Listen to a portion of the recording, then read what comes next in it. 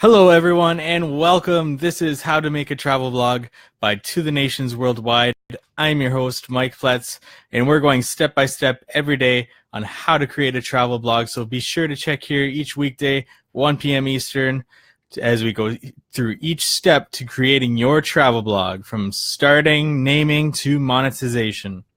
Like our Facebook page for more on travel, blogs, photography, and so much more. You can click the link in the description to follow along to today's session, or you can go to www.tothenationsworldwide.com, go to that e-learning tab, and click down on how to make a travel blog from scratch. From there, we're on Unit 4, Beyond Your Blog, Lesson 3, Social Media. In the previous session, we talked about SEO, or search engine optimization, and what you need to do to get your blog or your blog post on the top page of Google results, Google search engine results. That was a very in-depth tutorial on what you need to do with your keyword research and placing your keywords throughout your post. There's much more to learn on SEO. That was just like a beginner's guide. But today we're going to move on to social media and getting your social media accounts in order, and knowing which social media platforms you want to be on to promote your blog on social media. Now, there are many social media platforms out there that you can focus on. I would start off by recommending you to stick with maybe one or two main ones, just because it is a very time-consuming thing. And remember, we want to focus on quality, giving quality to your audience. So you can't do that if you're everywhere at once. Remember, you have a blog to keep consistent posts coming that may have photography and videos included. That's a lot as it is, as well as maintaining an email list. Adding social media platforms is just going to be a whole nother thing to add to that list. So pick one, two, maybe three, and stick with them and keep consistent with them. That is key. If you don't think you're going to keep consistent on 3 platforms, stick to 2. You can't keep consistent on 2 platforms, stick to just one. That is key. Consistency, quality, serving your audience. So knowing which social media accounts you should start is the key to unlocking the potential and reaching your audience that you want to reach. Remember when we talked about earlier your avatar, or the audience that you want to reach? Well, each of these social media platforms have a specific audience that you can reach. So starting with Facebook. Facebook has the largest amount of users of any social networking website. Facebook is huge. This is why the demographics on Facebook have a massive range. So this is why I urge you to create a Facebook page for your blog. If you're going to only do one thing for your blog, one social media account, do Facebook. Make a Facebook page. We'll do a tutorial later on making a Facebook page and what to include in your about section and your cover photo and your profile picture. But for now, if you're only going to do one social media account, I urge you to do Facebook, just because there's so much power in the Facebook ads, getting to your audience, the different groups that you can join to reach that audience. There's so much you can do with Facebook. So if you're going to do one social media, do Facebook. Next on the list is Instagram. This is awesome if you're really into photography. If photography is your passion, which goes so well with travel blogging, Instagram would be a great way to reach your audience. Instagram is a photo sharing social media. Share your photos, comments, like on other people's photos. It's a great way to unlock that photography potential. Also, you can upload your photographs onto Instagram and then embed them into your website. This allows you to save on a little bit of space on your website.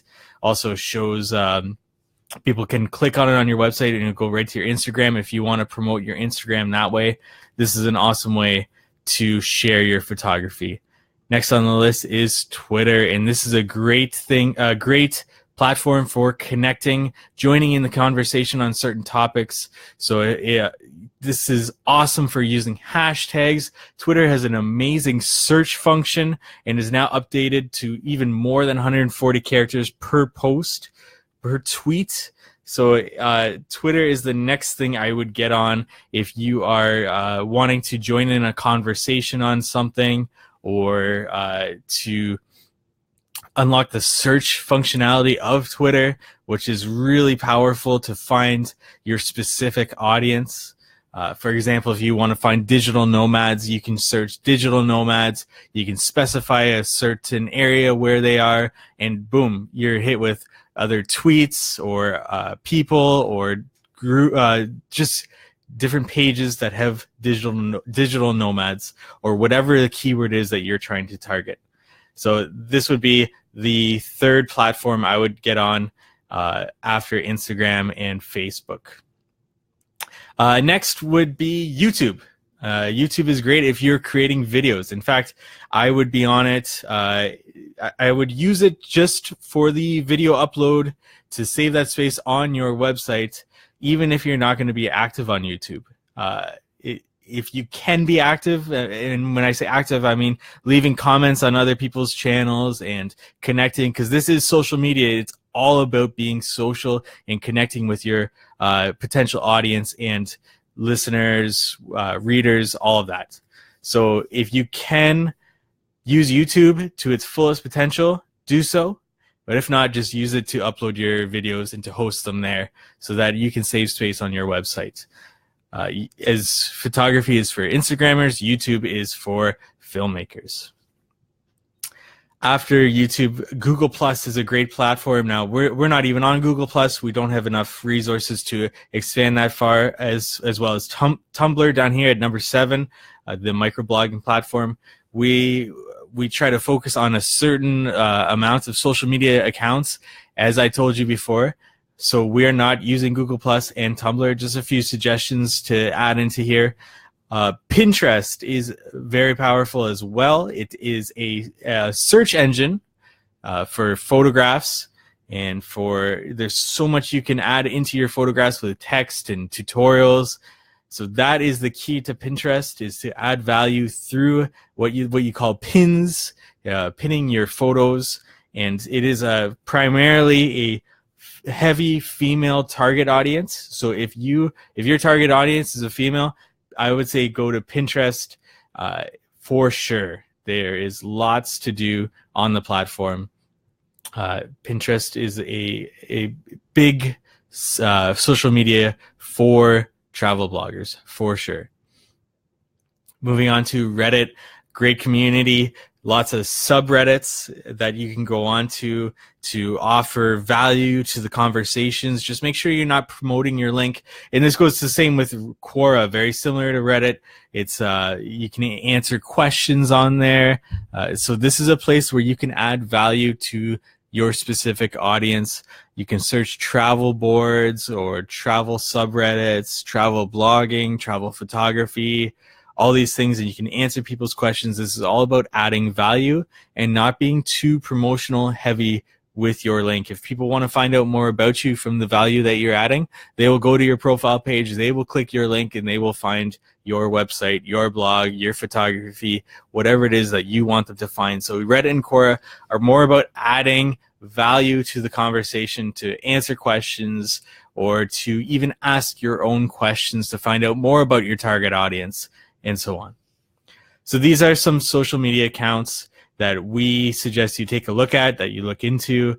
If you have any questions about them, or if you feel I left one out, please leave a comment in the comments section. Feel free to follow along with these sessions on how to make a travel blog, 1 p.m. Eastern, every day. We're going through this e-learning, how to make a travel blog from scratch. You can go to that link and just go at your own pace, see what is there for resources, or like our Facebook page for more on travel blogs, travel photography. So much about travel there. If you have any questions, leave it in the comment section. We'll answer everything you have. Thank you, everyone, and happy travels.